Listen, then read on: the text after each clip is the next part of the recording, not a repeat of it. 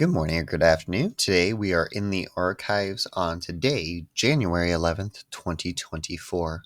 As we work today, your goal is going to be to look at 4 primary sources about Federalists and Anti-Federalists.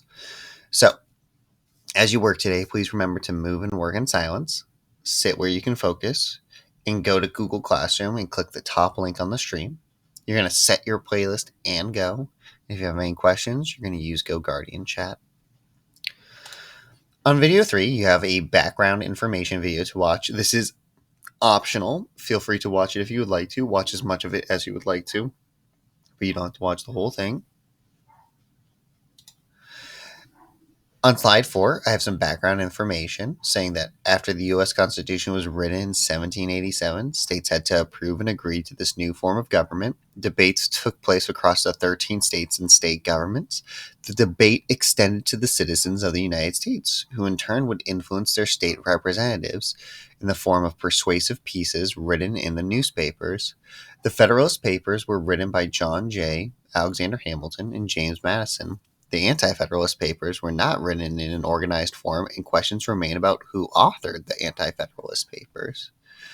So they're debating about the U.S. Constitution. One side, the Federalists, want to approve the Constitution. The other side, the Anti-Federalists, don't want to approve it until some changes are made. So we're going to look at what kind of government did the Federalists and Anti-Federalists want.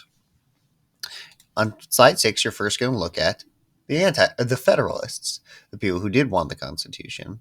And as you read through these two sources, you are trying to find information that will tell you, 1, according to the Federalist Papers, are the Bill of Rights necessary? Did they need a Bill of Rights? Why or why not?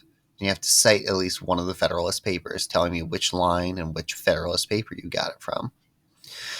Do you think the authors of the Federalist Papers would support a strong central government or with weak state governments, or the opposite? Do they want strong state governments with a weak central government? That's our national government, the central government. Again, you have to cite at least one of the Federalist Papers.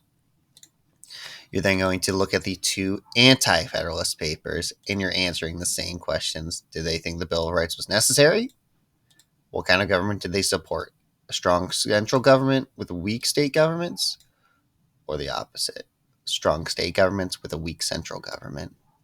As you read through this, please make sure that you are really making sure to cite evidence. That means when you double click to type here and when you're typing your answer, when you're giving me a quote, you should really be telling me like line 5, Federalist paper 51.